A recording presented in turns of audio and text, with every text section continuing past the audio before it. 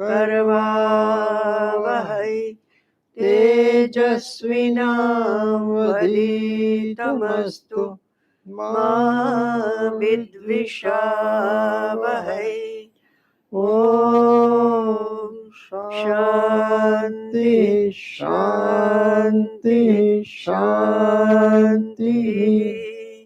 ओम श्री गुरुभ्यो नमः। ओम नारायण नारायण नारायण। ब्रह्माश्री माला श्लोक 36 निराधारमनाधारान् नाथामावादनाथकं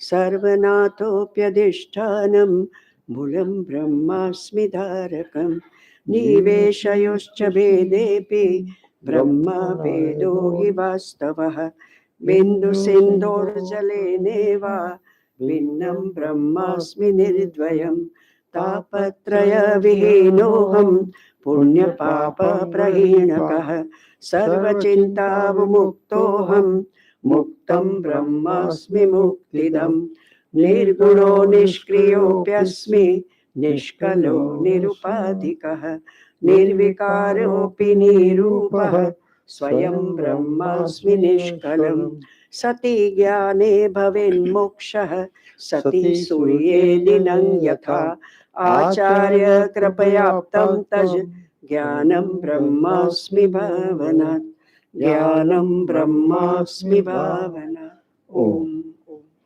हरिओम। पूज्य महाराज जी के पुनीत श्री चरणों में वंदन। पूज्य महाराज जी के द्वारा आज से 15 तारीख तक जो प्रवचन चलने जा रहा है दत्तात्रेय के 24 गुरु, वह हमें प्राप्त पहले भी हुआ है और उसी की आगे कड़ी चलेगी। तो पूज्य महाराज जी को आप सबकी तरफ से वंदन करते हुए ओम ओम ओम। ओम यो ब्रह्माणं विदधाति पूर्वं यो वै वेदांश्च प्रहिणोति तस्मै तं हदेवमात्मबुद्धिप्रकाशं मुमुक्षुर्वै शरणमहं प्रपद्ये। ओम शांति शांति शांति। शंकरं शंकराचार्यं केशवं बादरायणं सूत्रभाष्यकृतौ वन्दे भगवन्तौ पुनः पुनः। ईश्वरो गुरुरात्मेति मूर्तिभेदविभागिने व्योमवद्व्याप्तदेहाय दक्षिणामूर्तये नमः। ओम शांति शांति शांति। गुरुर्ब्रह्मा गुरुर्विष्णु गुरुर्देवो महेश्वरः गुरुः साक्षात् परब्रह्म तस्मै श्री गुरवे नमः। अखंडमंडलाकारं व्याप्तं येन चराचरं तत्पदं दर्शितं येन तस्मै श्री गुरवे नमः। तस्मै श्री गुरवे नमः। ओम शांति शांति शांति।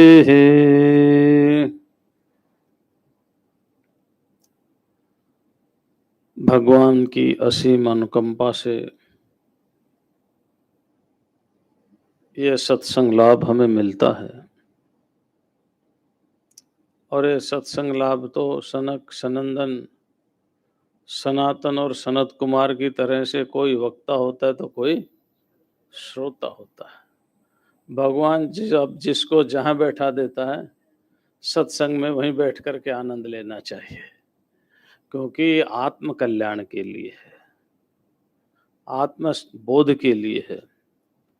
हमारा विषय है भगवान दत्तात्रेय के 24 गुरु। गुरु शब्द की व्याख्या गुरु गीता में ऐसा कहा है, गुरु में 2 शब्द हैं, एक गु एक रू। गु को अंधकार कहा है, रू को प्रकाश कहा है। जो हमें अंधकार से प्रकाश की ओर लेकर के चले उसको गुरु बोलते हैं। हमारे शास्त्रों में प्रार्थना भी है, असतो मां सद्गमय, तमसो मां ज्योतिर्गमय, मृत्योर्मा अमृतम गमय। हमें असत से सत्य की ओर लेकर के चलो, हमें अंधकार से प्रकाश की ओर लेकर चलो, हमें मृत्यु से अमृत की ओर लेकर के चलो। बस गुरु का यही काम है। जाना तो खुद को ही है, लेकिन इसलिए एक बड़ा प्यारा शब्द है गुरु के लिए संस्कृत में, देशिक। क्या शब्द है? देशिक माने दिशा दिखाने वाला, इशारा करने वाला, मार्ग बताने वाला। जो हमें दिशा दिखाए, जो हमें मार्ग बताए, जो मार्ग प्रशस्त हो, जिस मार्ग पर चलने से हमारा कल्याण हो, उस मार्ग दृष्टा का नाम, जो हमें दिखा रहा है, उसको गुरु कहते हैं, गुरु। और गुरु की हमारे यहाँ बहुत महिमा है। हमारे मध्ययुगीन में बहुत से संत हैं, उन्होंने कहा सब धरती रो कागज करूं, जितनी भी पृथ्वी है उसका मैं कागज बना देता हूं। सब धरती रो कागज करूं, लेखन सब बन राय, जितने वृक्ष हैं उनके मैं कलम बना लेता हूं। 7 समुद्र मसी करूं, 7 समुद्रों की मैं स्याही बना लेता हूं। गुरु गुण लिखा न जाए, ये गुरु की महिमा है। हमारे उपनिषदों में भी कहा, आचार्यवान पुरुषो वेद। अभी 1 जून को हमने पूज्य स्वामी शिवानंद सरस्वती जी की 100वीं संन्यास जयंती मनाई। स्वामी शिवानंद सरस्वती जी कहते हैं कि जो परंपरा के बड़े पोषक थे, गुरु के द्वारा जो ज्ञान ग्रहण करता है उसी का जीवन सार्थक होता है। मनमुखी संप्रदाय, मनमुखी मंत्र और मनमुखी संन्यास अंधकार की ओर लेकर के जाता है। उस समय भी शायद जब उन्होंने संन्यास लिया होगा 1923 में, वो सिंगापुर से लौट करके आए, डॉक्टर थे वहाँ बहुत बड़े, वहाँ से बनारस आए, वहाँ से पंढरपुर गए, नासिक गए, अनेक स्थानों पर भ्रमण किया। तो उनको भी मिला होगा कोई ऐसे लोग, ऐसे संप्रदाय मिले होंगे जो मनमुखी होंगे, जो स्वयं ही काषाय वस्त्र जिन्होंने पहन लिया होगा, आज तो बहुत हैं, उस समय भी शायद होंगे, इसलिए उन्होंने ये बात कही। तो ध्यान रखना, संन्यास लाल वस्त्र पहनने का नाम नहीं है। संन्यास किसका नाम है? न्यास कहते हैं धरोहर को, और संन्यास माने जिसको अच्छी प्रकार से त्याग दिया है, त्याग दिया है। काम्यानाम कर्मणाम न्यासम संन्यासम कवयो विदुहु। नित्य नैमित्तिक प्रायश्चित और काम्य कर्मों का जिन्होंने परित्याग कर दिया है, यम संन्यासमिति प्राहुर योगम तम विद्ये पांडव। तो वो संन्यास गुरु परंपरा से ही होना चाहिए। उपनिषदों में तो बहुत कथाएं हैं, अब समय समय पर सुनाएंगे, लेकिन इसकी भूमिका भी आपको हम बताएंगे। तो हमारे यहाँ गुरु की बहुत महिमा है। भगवान श्री कृष्ण ने क्या कहा, बड़ी प्यारी बात कही, गजब की बात कही है। उनको जरा हम देखें। वो कहते हैं, उपदेक्षन्ति ते ज्ञानम ज्ञानिनस्तत्व जो तत्वदर्शी हैं, जो शब्द देखना क्या कहा है, विद्वान तो होंगे बहुत, लेकिन तत्वदर्शी मिलना, जो तत्वदर्शी है उनसे ही ज्ञान ग्रहण करना, विनय संपन्न होकर के जाना, श्रद्धा से युक्त होकर के जाना। और एक शब्द है वहां परिप्रश्न। परिप्रश्न का अर्थ क्वेश्चन आंसर से नहीं है, ध्यान रखना। परिप्रश्न means not question and answer. Question answer का भी अंत होते ही नहीं, बने ही रहेंगे। कब तक?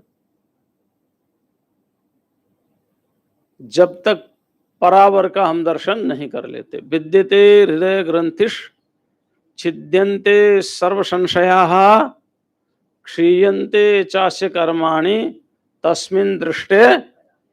जब तक परावर का हमें अनुभव नहीं हो जाएगा, हमारे क्वेश्चंस कभी भी खत्म, प्रश्न कभी भी खत्म होने वाले नहीं। तो फिर परिप्रश्न क्यों कहा? यहाँ परिप्रश्न का अर्थ है परीक्ष लोकान कर्मचितान ब्राह्मणों निर्वेदम आयात। वो गुरु के पास जाकर के पूछे, का विद्या का अविद्या कथम तरेयम भव सिंधु में तत् कावा गतिर में कतमोस्तुपाय। ये परिप्रश्न है वहां, ये है परिप्रश्न। मेरी गति क्या होगी, इस संसार से कैसे छुटकारा मिलेगा, विद्या क्या है, अविद्या क्या है, को में तातः कामे जननी, को हम कुत आयातः कामे जननी को में तातः। ये परिप्रश्न है वहां पर। वहां पर ये नहीं कि महाराज मैं आ रहा हूं, जरा कुछ संदेह, अच्छा आ जाओ, अच्छा बताओ विद्या क्या है। महाराज ने लक्षण बता दिया, त्रिगुणात्मिका है, अव्यक्त नामनी परमेश शक्ति अनाद्य विद्या त्रिगुणात्मिकाया कार्यानुमेया सुधीव माया यया सर्व जगत प्रसूयते। बता दिया तो महाराज तीन गुण कौन कौन से, अच्छा समझ में आ गया, समझ में आ गया। अब करना धरना कुछ नहीं है, समझ लिया बस। पूछोगे बाद में तो भी भूल जाएंगे। ईश्वर सबको चाहिए, सबको मालूम है ईश्वर कैसे मिलता, भी हम बात करेंगे इसकी भूमिका में, लेकिन चलना कोई नहीं चाहता। तो भगवान श्री कृष्ण है और अर्जुन है। अर्जुन को ज्ञान कब प्राप्त हुआ? कब प्राप्त हुआ? शरणम प्रपद्ये। कब हुआ? हाँ, शरणम प्रपद्ये। जब उन्होंने शिष्यत्व स्वीकार किया तो क्या कहा? शिष्यत्व स्वीकार किया तो वो ज्ञान परिपाक हुआ, और ज्ञान का जब परिपाक हुआ तो क्या फल निकला? नष्टो मोह। अगर वो परंपरा या शिष्यत्व स्वीकार नहीं करते तो उनका मोह नष्ट होने वाला नहीं था। तो गुरु के हमारे यहाँ बहुत, एक हमारे सहजोबाई हुई, सहजोबाई नाम सुना हो आपने, मालूम नहीं, दादू दयाल की शिष्य थी वो। उन्होंने एक भजन ही सुना, बना दिया। क्या बनाया भजन? कि मैं परमात्मा को भूल जाऊं, मैं परमात्मा को भूल जाऊं, लेकिन मैं गुरु को कभी भी ना भूलूं। हे परमात्मा, तूने मुझे दिया क्या है? तूने मुझे संसार दिया है, गुरु ने संसार से मुक्ति दी है। तुझे मुझे भवबंधन दिया है, गुरु ने भवबंधन से मुक्ति दी। और लिख दी है, वो अपना भजन है उनका। तूने मुझे आवागमन के चक्कर में डाला है, गुरु ने आवागमन से मुक्ति दिलाई है। तुझे मुझे दुखों का सागर दिया है, गुरु ने सुख सागर दिया है। ऐसे उनके अनेक तर्क हैं, अनेक बातें उनकी, कि आपने मुझे क्या दिया और गुरुजी ने मुझे क्या दिया, इसलिए मैं आपको भूल जाऊं लेकिन गुरु को कभी ना भूले। गुरु की महिमा है, हमारे शास्त्रों में समय समय पर बताते रहेंगे। क्योंकि आज तो प्रारंभ है ना, और वहां तक पहुंचने में भी 2-3 दिन लगेंगे। क्योंकि हम तो 24 गुरु मान लेते हैं, लेकिन 24 गुरु का उपदेश भगवान श्री कृष्ण ने उद्धव को कब दिया, किस स्थिति में दिया, किस लिए दिया। और वो 24 गुरु तो आज भी हैं, लेकिन क्या हम उनसे शिक्षा लेते हैं? ये अलग बात है कि आज बाण बनाने वाला नहीं मिलेगा तो कुछ और मिलेगा वैसा ही काम करने वाला, क्योंकि धनुष का काम रहा नहीं। अब कुछ न कुछ तो है, लेकिन अब ये 24 गुरु है और 25वां भी गुरु कहा दत्तात्रेय ने। 25वां गुरु कौन है? ये देह, जो मेरी विराग और विवेक का कारण है। वहां तक बात करेंगे, लेकिन पहले हम गुरु की अच्छी तरह से बता दें कि गुरु जो है वो मनमुखी नहीं होना चाहिए। गुरु कैसा होना चाहिए? भागवत में लिखा है इससे पहले, शाब्दे ब्रह्मणि च निष्णातः, शब्द में यानी वेद में और अनुभव में निष्णात होना चाहिए। उपनिषद में भी यही लिखा है ना, उपनिषद में भी यही लिखा है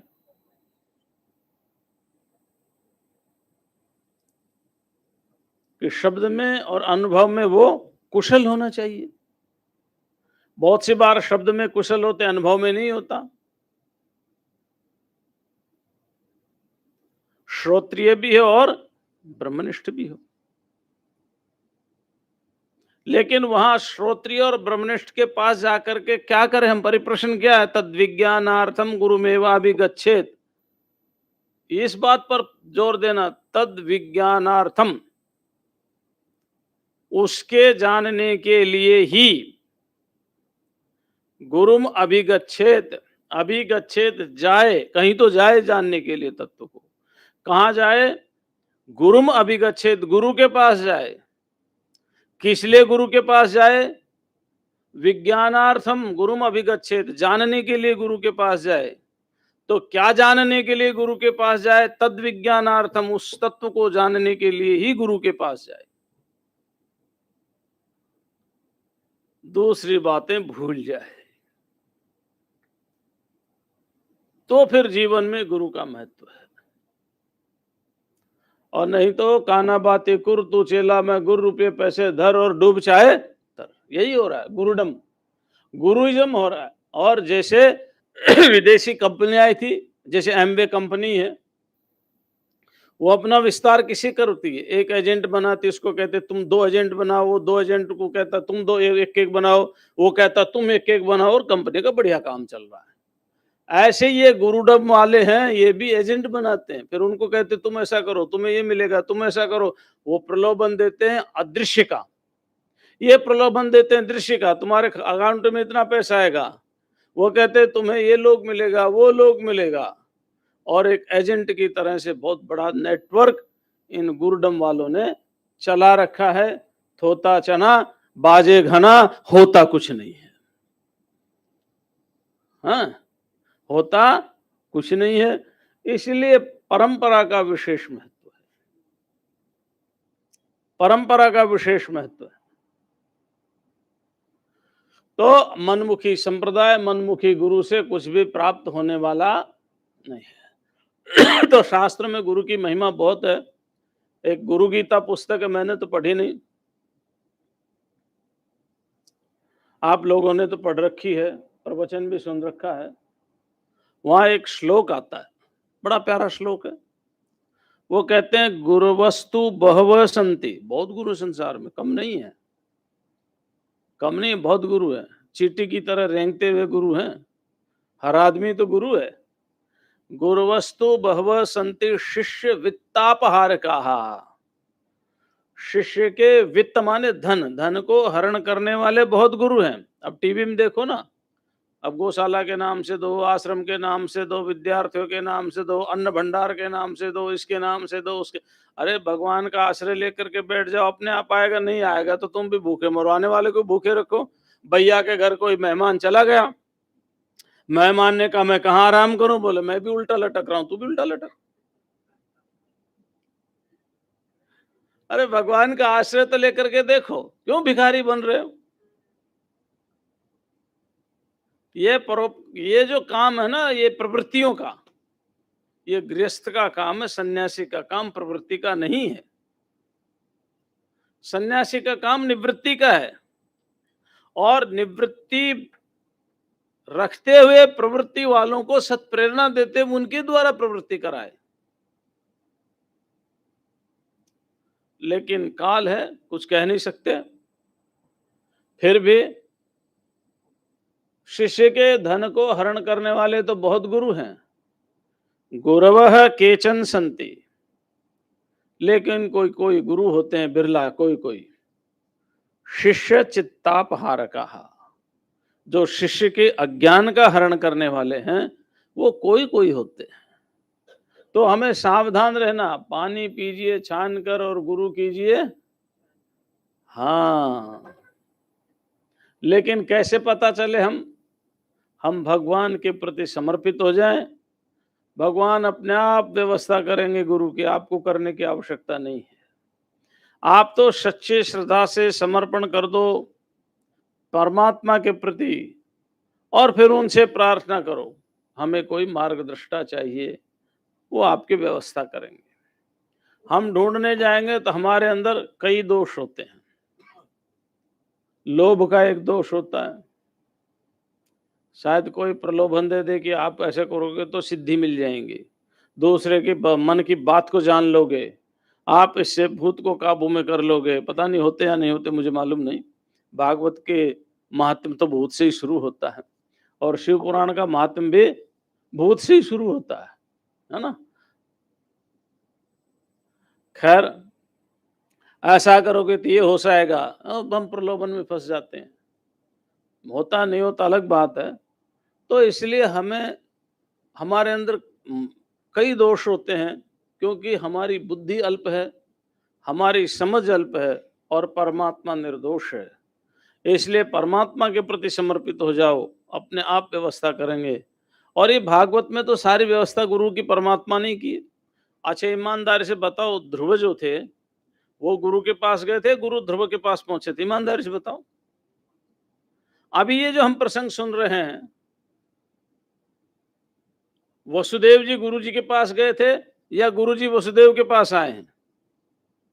नारद जी स्वयं ही तो आए हैं, जिन्होंने नवयोगेश्वरों की कथा सुनाई। कवि हविर अंतरिक्ष प्रबुद्ध प्रपलायन आविर्होत्रो धूम्र चमश्चकर भाजन। नव योगेश्वरों की जो कथा सुनाई, नारद जी स्वयं पहुंचे वहां पर। आप कोई भी कथा देख लो। प्रहलाद गुरु की खोज में नहीं गए, प्रहलाद के पास गुरु जी स्वयं पहुंचे थे। प्रियव्रत राजा थे, राजऋषि थे। सारी व्यवस्था ईमानदारी से परमात्मा के प्रति समर्पित हो जाओ, परमात्मा अपनी व्यवस्था अपने आप करते हैं। तो हमारे शास्त्रों में कहा है कि बिना गुरु के कुछ भी प्राप्त होता नहीं है। कुछ भी प्राप्त होने का शास्त्रों का तात्पर्य धन दौलत संपत्ति से नहीं, वो तो आपके पुण्य और पाप कर्म से मिलेगा। सुख दुख और सुख दुख के साधन, कुछ भी प्राप्त होने का अर्थ है कि अज्ञान की निवृत्ति बिना गुरु के होती नहीं। हमारे संतों ने तो यहां तक कह दिया कि शीश दिए जो गुरु मिले तो भी सस्तो जान। अगर सिर उतार करके रख दिया जाए और गुरु की प्राप्ति हो जाए तो भी सस्ता है, क्योंकि ये सिर तो बार बार आएगा, फिर अगले जन्म में आ जाएगा, लेकिन ये सिर फिर आए ही ना, ऐसे गुरु जो ज्ञान देने वाले, उनका मिलना दुर्लभ है। उनका मिलना दुर्लभ है, इसलिए गुरु की बहुत महिमा हमारे यहाँ। लेकिन अब एक नया शब्द चला है, सदगुरु। क्या चला है? सदगुरु। ये पहले गुरु होता था। कई शास्त्रों में आपको गुरु के आगे सदगुरु नहीं मिलेगा। क्यों? पहले असदगुरु होते ही नहीं थे। जब से असदगुरु होने लगे तब से सदगुरु शब्द आने लग गया। और आप इसकी बाढ़ आ रही व्याख्या कर रहे लोग, गुरु इसे कहते हैं, सदगुरु इसे कहते हैं, परमार्थ गुरु इसे कहते हैं, व्याख्याएं कर रहे हैं। अरे कुछ नहीं है, पहले पहले जो है ना ठग प्रपंच वंचना नहीं थी, इसलिए गुरु से ही काम चल जाता था। अब चूंकि ठग हो गए, प्रपंच हो गए, इसलिए उनके आगे विशेषण देने लगे। नहीं तो गुरु अपने आप में पर्याप्त है ना। अब चूंकि गुरु अनेक शब्दों में, अनेक अनेक अर्थों में प्रयोग होने लग गया। का गुरु, बदमाश को भी गुरु कह देते, सज्जन को भी कह देते, दुर्जन को भी कहते थे, ठग को भी कह देते हैं। इसलिए गुरु के साथ एक विशेषण दे दिया। गुरु से पहले क्या दे दिया? सत विशेषण दे दिया, सदगुरु। और आज के अनुसार ठीक है, मैं गलत नहीं बता रहा, लेकिन मैं ये कह रहा हूं कि गुरु अपने आप में पर्याप्त है। अगर आज हमें कहना हो गुरु, तो उसको सदगुरु ही कहना होगा, नहीं तो असदगुरुओं की बाढ़ है। इसलिए कैसा गुरु होना चाहिए? सदगुरु होना चाहिए। सदगुरु का मतलब जो सत परमात्मा तत्व को जानता हो, जो परमात्मा तत्व को जानता हो, जो सत तत्व को जानता हो, ऐसे सतगुरु के बिना अज्ञान की निवृत्ति नहीं होती। धन संपत्ति तो मिल जाएगी, लेकिन अज्ञान की निवृत्ति नहीं होगी, परमात्मा की प्राप्ति नहीं होगी। इसलिए अगर आपको साधना करनी है तो गुरु की महती आवश्यकता है। मनमुखी मन से साधना होती नहीं है। देखा देखी करे योग, छीजे काया बाढ़े रोग। देखा देखी योग करोगे तो शरीर में रोग तो आएंगे ही। इसलिए गुरु की निर्देशन में करना चाहिए साधना। अवश्य ही गुरु को धारण करना चाहिए, गुरु तत्व है। अब यहां हम अपने प्रसंग में थोड़ा सा आते हैं। भगवान के पास द्वारिका में सभी देवताएं, उन्होंने परम धाम जाने की प्रार्थना की। इधर प्रभास क्षेत्र में यादवों ने जाने की तैयारी की, क्योंकि बहुत उत्पात हो रहे थे वहां पर। तो भगवान कृष्ण का ही उनको विचार था कि प्रभास क्षेत्र में जाओ, कुछ दान पुण्य करो तो तुम्हारे कर्म अच्छे होंगे, तो तुम्हारी समस्याएं समाप्त होंगी। क्योंकि आपस में लड़ झगड़ रहे थे। श्री कृष्ण की बात भी नहीं मानते थे, बलराम की बात भी नहीं मानते थे। और महाभारत में तो यहां तक लिखा है कि बलराम और श्री कृष्ण के सामने उन्हीं के लड़के हो जाते थे, उनकी बात सुनते नहीं थे। तो फिर क्या करे? दान पुण्य करो, सत्कर्म करो, तीर्थ यात्रा करो, कुछ तो बुद्धि आएगी, बच्चों को भी ले जाओ। इधर ये प्रभास क्षेत्र में जा रहे थे, उधर उद्धव जी को पता चल गया।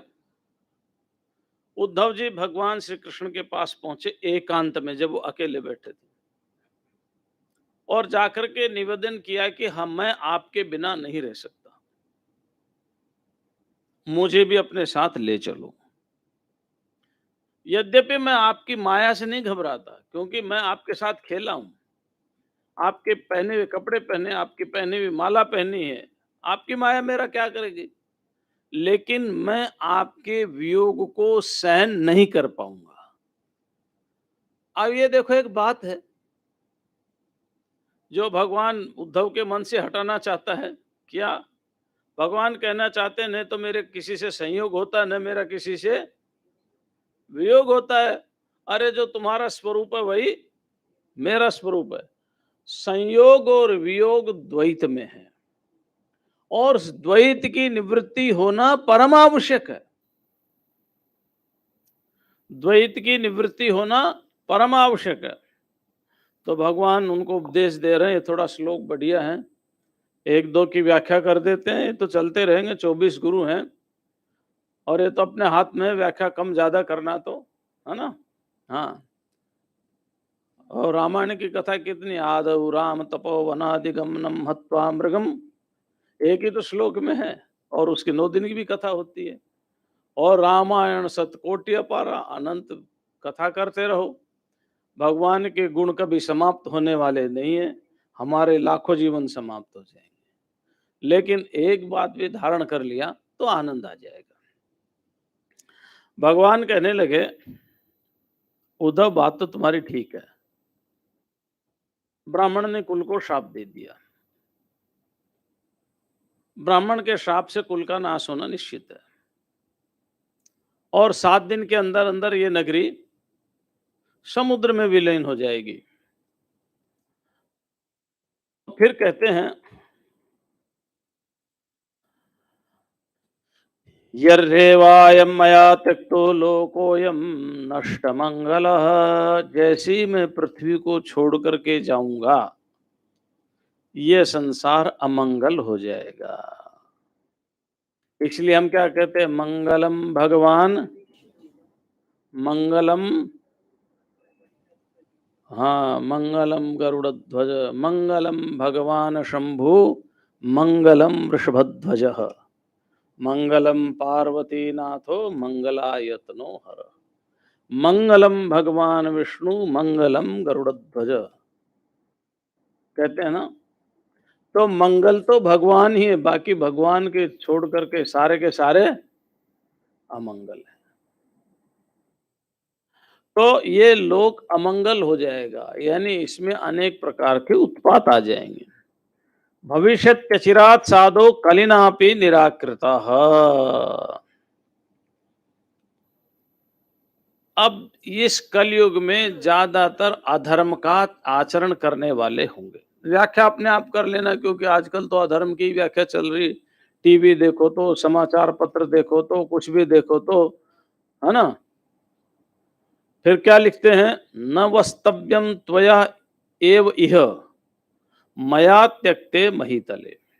कहीं न कहीं शायद उद्धव की ये इच्छा रही होगी कि मैं पृथ्वीलोक में रहूं, भगवान के गुणगान गाऊं और लोगों को पार ले जाऊं। ये तो ऐसा नहीं रही होगी कि मैं शिष्य बनाऊंगा, लोग मेरी बड़ाई करेंगे, कीर्ति करेंगे। नहीं नहीं नहीं, जो भगवान के पास रह ले उसकी ऐसाएं खत्म हो जाती है।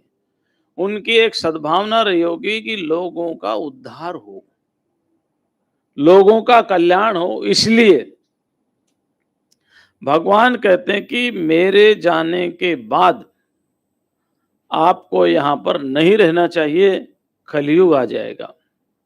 तो क्या करें महाराज, अब जो है ना, बात समझना, ये बात महत्वपूर्ण है। जो मैं गुरु की व्याख्या से पहले समझाना चाह रहा हूं, क्योंकि भूमिका इसकी यही है। भगवान ने पहले उद्धव को उपदेश दिया है, फिर उद्धव ने फिर एक भगवान से बात की है, उसके बाद गुरुओं का उपदेश है। ये दोनों बातें समझाता हूं। भगवान कहते हैं, त्वं तु सर्वं परित्यज्य स्नेहं स्वजन बंधुषु मय्यावेश्य मनः सम्यक समदृक् विचरस्वगाम। अब देखो, भगवान ने उद्धव को उपदेश दिया दत्तात्रेय के 24 गुरुओं का। उपदेश से पहले वो कहते हैं कि आप अपने जो लोग हैं, मेरापन जिसमें आपका है, जिसमें भी है, स्वजन बंधु धन संपत्ति जो भी है, उस मेरेपन का सर्वथा त्याग कर दो। मेरेपन का सर्वथा त्याग कर दो। लगाव नहीं किसी में। अभी तो लगाव क्या करेंगे, अभी तो फ्लैट हो गए सबके, होटल की तरह से कमरे, रुको सुबह निकल जाओ, शाम को सो जाओ, सुबह निकल जाओ, शाम को पता भी नहीं चलता कौन सी कपाट में क्या रखा है, क्योंकि टाइम ही नहीं, फुर्सत ही नहीं है। लेकिन फिर भी उस फ्लैट में, उस अलमारी में बड़ा मोह होता है। तो मेरापन जहां जहां भी है, वहां से मेरापन हटा दो। मैंपना नहीं हटेगा, मैं तो स्वयं आत्मा हूं, है ना। लेकिन त्वं तु सर्वम परित्यज्य, सबका परित्याग कर दो। स्वजन बंधुषु स्नेहम, स्नेह कहते हैं आसक्ति को। यहाँ स्नेह का अर्थ, एक तो परमात्मा से स्नेह होता है, एक संसार से स्नेह होता है, एक बंधन का कारण होता है, एक मुक्ति का कारण होता है। योग दर्शन में एक बहुत प्यारी बात है, बड़ी प्यारी लगती है हमें। वो कहते हैं 5 प्रकार की वृत्तियां हैं, प्रमाण, विपर्य, विकल्प, निद्रा और स्मृति। ये 5 प्रकार की जो मन की वृत्तियां हैं, ये 2 प्रकार की हैं, क्लिष्ट भी हैं और अक्लिष्ट भी। ये ही बंधन करती हैं और यही हमें बंधन से मुक्ति दिलाती हैं। रस्सी से ही बंधन होता तो रस्सी से ही छुटकारा होता है ना। तो यहां पर भी यही बात कही है। स्नेह एक शब्द है, स्निग्धता के अर्थ में, चिकनेपन के अर्थ में, प्रेम के अर्थ में।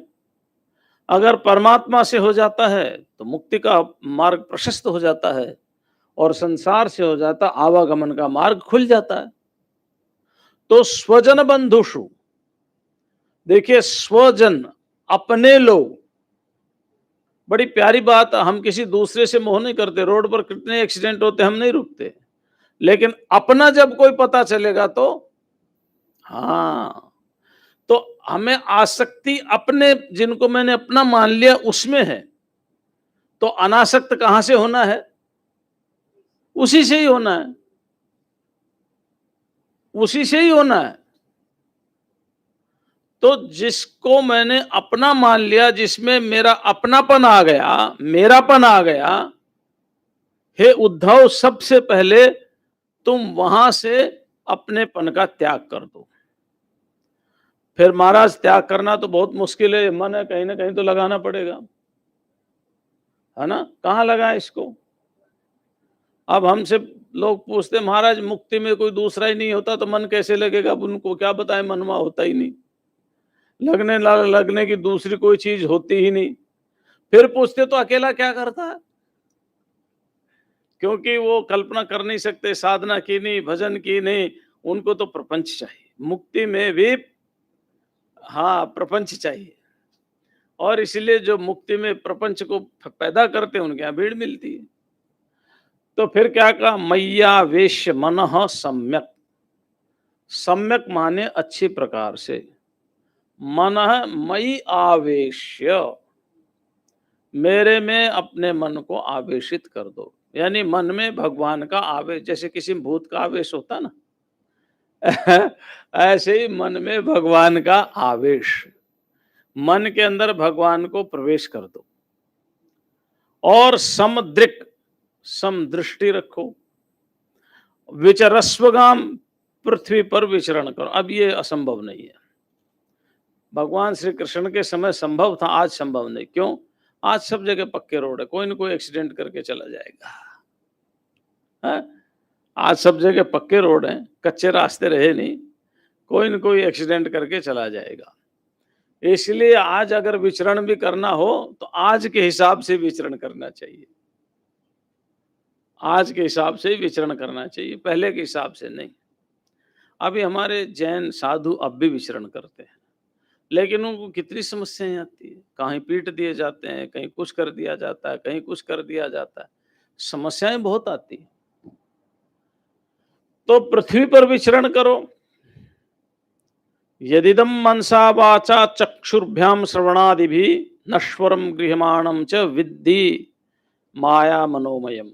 जो कुछ भी आप आंख से, कान से, जीभ से, कहीं से भी ग्रहण कर रहे हो, सारा माया का रूप है। यानी इंद्रियों से ग्रहण होने वाला सारा का सारा प्रपंच माया का है। अच्छा देखो एक और बात है, क्या है? ये आंख जो है ये क्या है? ये भी तो माया का रूप है। तो किसको देखेंगे? माया का ही दर्शन करेंगे। हमारा नाक भी माया है, तो ये किसको ग्रहण करेंगे? जो माया से बना होगा। ईश्वर तो इनसे परे है, तो उसको माया का समझ लो। और एक बहुत सुंदर बात कही, सुंदर बात यह कही कि व्यक्ति अपने बारे में हित और अहित सब जानता है, सब जानता है, कोई दूसरे को बताने की जरूरत नहीं है, वो जानता है। पुंसुवयुक्त से नानार्थो भ्रमः स गुण दोष भाग। लेकिन फिर भी अनादि जन्म की वासना के कारण वो कर्म अकर्म विकर्म करता रहता है और गुण दोष का भागी होता रहता है। बड़ा उपदेश है, सुंदर सुंदर।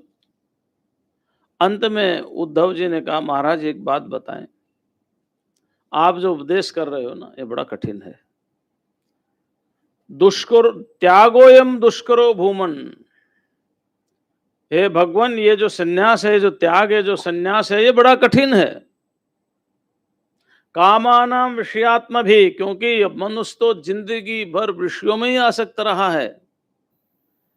कोई सुंदर सा उपाय बता दो, सरल सा उपाय बता दो, जिससे संसार का कल्याण हो जाए। क्यों? कहते हैं सोहम ममाहम इति मूढ़ गतिर बिगाड़। अब देखो, मैं तो जल्दी गुरुओं के पास पहुंचने के लिए श्लोकों की बहुत व्याख्या नहीं कर रहा, और नहीं तो एक एक श्लोक एक एक घंटे तक भी बोले जा सकते हैं, ऐसे ही हैं श्लोक सारे। सोहम ममाहम इति मूढ़ मतिर बिगाड़। क्यों? क्योंकि जनता की, सामान्य जन की जो मति है, वो मैं और मेरे में डूबी हुई है। ये मैं हूं और ये मेरा है। मैं और मेरे में ये डूबी हुई है, और अपने स्वजनों के, बांधवों के बंधन में बंधी हुई है। मित्र, पुत्र, कलत्र, धन, संपत्ति, वैभव, इसके बंधन में बंधी हुई है। छूटना बड़ा मुश्किल है, कठिन है। कह देते हैं, हम अहमदाबाद में थे तो एक ने कहा, हम तो गृहस्थ में सन्यास है। मैंने कहा, मन बहलाने को गालिब, यही ख्याल अच्छे हैं। जिस दिन सन्यास जियोगे उस दिन पता चलेगा सन्यास क्या है। हैं? एक नमक नहीं खाना सन्यास नहीं होता। एकादशी का व्रत कर लेना सन्यास नहीं होता।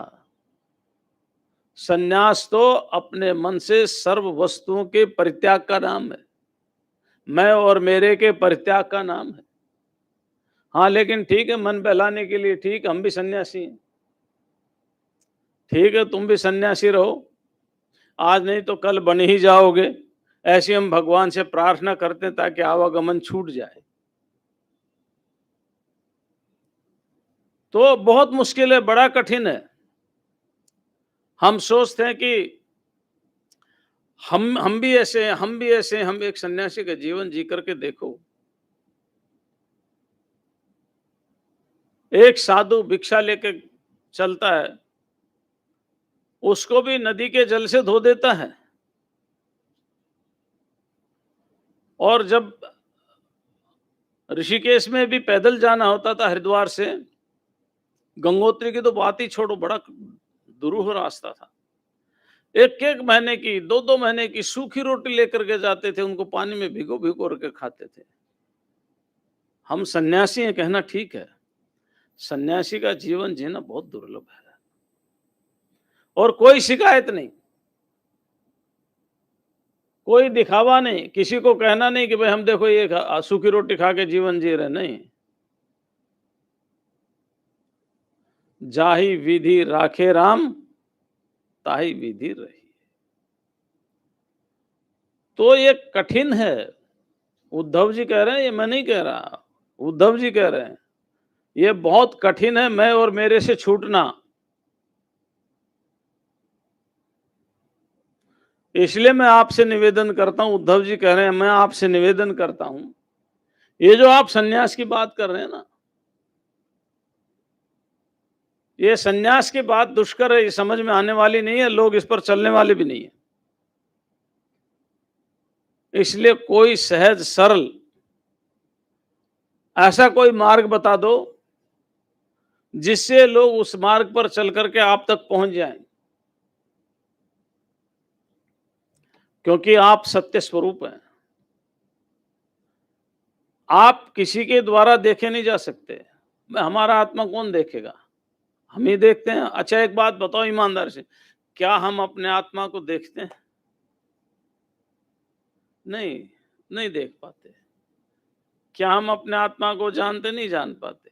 मैं अपने आप को अपने आप ही कैसे जानूंगा? जानने के लिए तो साधन चाहिए ना, इंद्रियां चाहिए, देह चाहिए, मन चाहिए, बुद्धि चाहिए। बस स्वरूप अवस्था में पहुंचने के बाद स्वरूपावस्थिति होती है, वो स्थिति ज्ञान स्वरूपता होती है।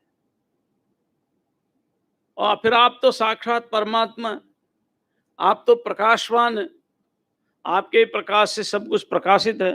आत्मा है, सर्वज्ञ है, सब कुछ जानते हैं, तीनों लोकों के स्वामी हैं। और हम तो मैं और मेरे के चक्कर में न जाने कितने पाप और पुण्य कर रहे हैं। लोह श्रृंखला में मोहमयी, लोह श्रृंखला में बंधे हुए हैं। पित्वा मोहमयी मदिराम उन्मत्त भूतम जगत। मोहमयी मदिरा का पान करके संसार उन्मत्त हो रहा है, उसके लिए रास्ता बताओ। मार्ग तो उसके लिए भी चाहिए ना, क्योंकि आप नरसखा हैं और नारायण है। नरसखा होने के लिए आपको प्रत्येक जीव का कल्याण का रास्ता बताना चाहिए, और नारायण होने के कारण आप ही रास्ता बता सकते, दूसरा कोई बता नहीं सकता। मार्ग भी आप ही प्रशस्त कर सकते हैं। तो भगवान कहने लगे, आत्मनो गुरुरात्मैव पुरुषस्य विशेषतः। विशेष करके पुरुष अपना गुरु अपने आप ही है। उसे मालूम है आग को पकड़ेंगे तो जल जाएगा, जहर को पकड़ेंगे तो मर जाएंगे, विषय में आसक्ति होगी तो दुख आएगा ही आएगा। मालूम है, मालूम होते हुए भी अज्ञान के कारण वो जा रहा है। प्रत्येक व्यक्ति को अपने हित का मालूम होता है, अपने कल्याण का मार्ग पता रहता है, और व्यक्ति थोड़ा सा सावधान हो, थोड़ा सा सजग हो, थोड़ी सत्व गुण की प्रधानता हो, भगवान में भक्ति हो, निष्ठा हो, तो वो उसके द्वारा ही अपना कल्याण कर सकता है।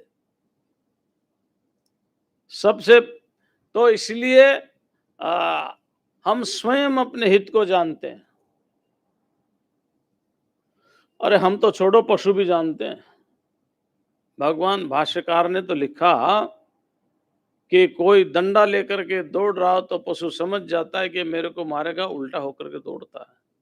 किसी के हाथ में हरी हरी घास हो, और हरी हरी घास लेकर के हाथ में जा रहा हो तो पशु समझ जाता है कि मेरे को प्यार करता है, वो उसकी तरफ आता है। जब पशु में इतनी विशेषता तो मनुष्य में कितनी विशेषता होगी। भगवान ने तो कहा मैंने नाना प्रकार की सृष्टि की, अनेक प्रकार के, कोई 2 पैर वाले, कोई 4 पैर वाले, कोई बिना पैर वाले, कोई उड़ने वाले, कोई चलने वाले, कोई रेंगने वाले, कितनी सृष्टि की, लेकिन सबसे उत्तम मुझे मनुष्य ही लगा। क्यों? क्योंकि इसके अंदर स्व कल्याण करने की क्षमता है, सामर्थ्य है, विवेक है, बुद्धि है, औरों में नहीं है। अब महाराज कहो कि देवताओं में बुद्धि है, देवता भोग प्रधान है, वो अपना कुछ नहीं कर सकते। अगर उनको भी भगवान की भक्ति करनी होगी तो पुनः मनुष्य शरीर धारण करना ही होगा। इसलिए उद्धव, अपना कल्याण करना चाहिए। जो अगृह्यमाण परमात्मा है, जिसको पकड़ा नहीं जा सकता, जिसको पकड़ा नहीं जा सकता, वो पकड़ में आता है। जिसको देखा नहीं जा सकता, वो दिखाई दे जाता है, लेकिन वो दिखाई देगा तत्वबोध से, तत्व ज्ञान से। और जिसका हम अनुमान नहीं कर सकते, उसका अनुमान किया जाता है। ये अनुमान जो है ना, कैसे किया जाता है? जैसे ऐनक है, इसका कोई बनाने वाला है ना। सांख्य में इसके लिए बड़ी प्यारी बात कही है। उनका बहुत प्यारा शब्द है, संघात परार्थत्वात् त्रिगुणादि विपर्ययात् पुरुषोस्ति भोक्तृभावात् कैवल्यार्थम प्रवृत्तेश्य। जो भी संघात है, संघात माने 2 या 2 से अधिक वस्तु तत्वों से मिलकर बनने वाली चीज, वो दूसरे के लिए, मकान दूसरे के लिए है, पुस्तक दूसरे के लिए है, ट्रेन दूसरे के लिए, फ्लाइट दूसरे के लिए, किताब दूसरे के लिए है, चश्मा दूसरे के लिए, ऐसे ये शरीर भी किसी दूसरे के लिए बना है, क्योंकि ये भी संघात है। वो दूसरा कौन है जिसके लिए शरीर बना है? वो मेरा अपना स्वरूप है। बस उस मेरे अपने स्वरूप को जानना है।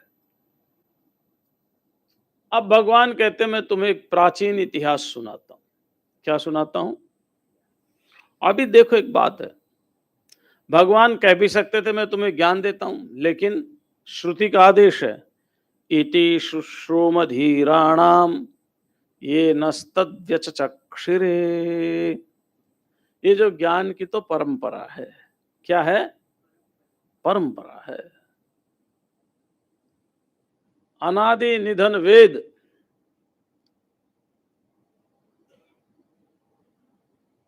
परमात्मा ने अग्नि, वायु, आदित्य और अंगिरा के अंतःकरण में प्रकट किए थे। मंत्र कर्तारह ऋषि नहीं है, मंत्र दृष्टारह ऋषि है। मंत्र तो है, उनको देखने वाला बने नहीं है।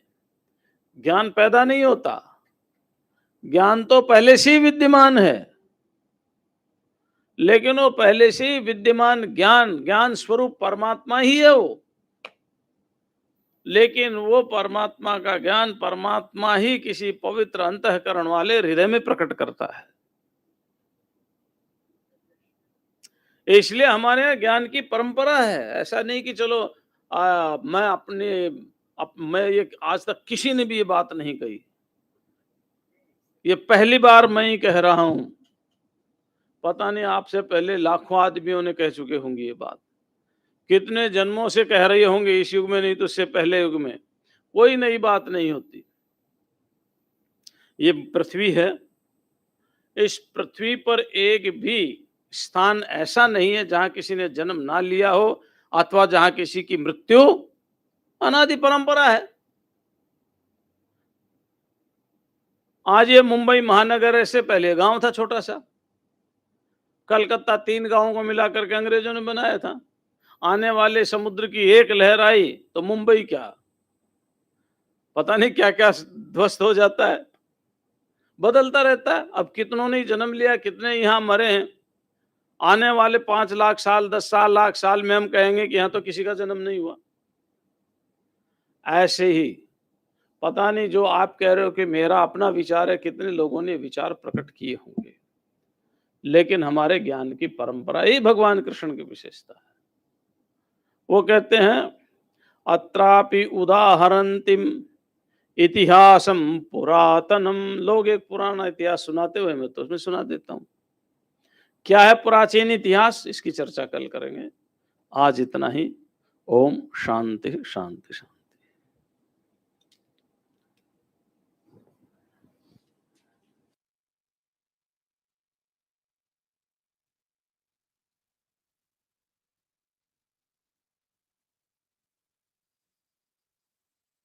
ओम। पूज्य महाराज जी के पुनीत श्री चरणों में सभी की ओर से वंदन करते हुए बहुत प्रसन्नता हो रही है।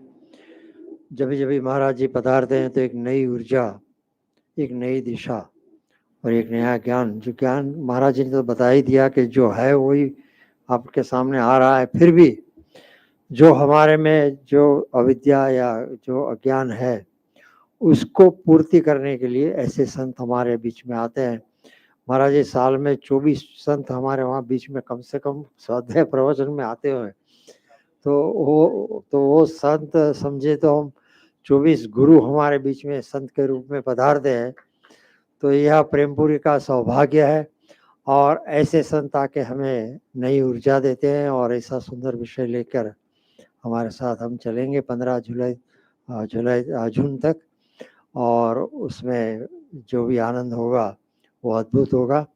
समय सर पधार कर इसका हम जरूर से आनंद लें। अभी कल जो प्रवचन हुआ, संत ने बताया था कि एक संत थे, गांव से प्रयाण करते थे एक से दूसरे गांव, तो झोपड़ी जला देते थे। क्यों? शिष्य ने पूछा तो वही उसका त्याग करने की बात थी। आज के ज़माने में एक पाँव उठा के भी हम नहीं रख सकते दूसरी जगह के, हमारा ये त्याग हुआ। इतने हम लोग एक एक इंच पर मर रहे हैं लोग। तो यह एक जीवन की धारा अलग से चल रही है, मगर एक जो हमारी संस्कृति है, हमारे संस्कार है, उसको ऐसी दिशा देने के लिए ऐसे संत हमारे बीच में पधारते हैं, इससे बड़ी प्रसन्नता होती है। आप सबकी तरफ से पूज्य महाराज जी के श्री चरणों में वंदन करते हुए अन्य कार्यक्रम के बारे में, आज वैशाख वध द्वादशी, सोमवार दिनांक 3 जून, स्वामी श्री प्रेमपुरी आश्रम दया गीता चिंतन माला के अंतर्गत परम पूज्य स्वामी जी महाराज जी मुक्तानंदपुरी जी महाराज द्वारा, मुझे पता है मगर इसमें लिखा है तो कर लेंगे, मुक्तानंदपुरी जी महाराज द्वारा श्रीमद् भगवद गीता शंकर भाष्य विषय पर प्रवचन होगा, जो दिनांक 17 तक शाम 6 से 7 के दरमियान होगा, जिसका हम जरूर से लाभ लें। विजयानंदपुरी जी महाराज द्वारा स्वाध्याय प्रवचन 9:15 से 10 बृहदारण्यक उपनिषद पर चल रहा है, इसका भी जरूर से हम लाभ लें। आज एकादशी है तो गीता अध्याय 12वां का पठन होगा। आज के श्रेय स्मृति के यजमान है श्रीमती शारदाबेन जयंतीलाल मूल जी की ओर से, डॉक्टर टी मेहता की ओर से श्री डॉक्टर त्रिभुवन एच मेहता की स्तुति में, तथा रामेश्वर चैरिटेबल ट्रस्ट की ओर से श्री ईश्वरलाल मगनलाल दलाल के जन्मदिन के अवसर पर आप या आपके परिवार के सदस्य यहाँ उपस्थित हो तो पूज्य महाराज जी से आशीर्वाद एवं प्रसाद ग्रहण करें। ओम ओम ओम। गीता अध्याय 12।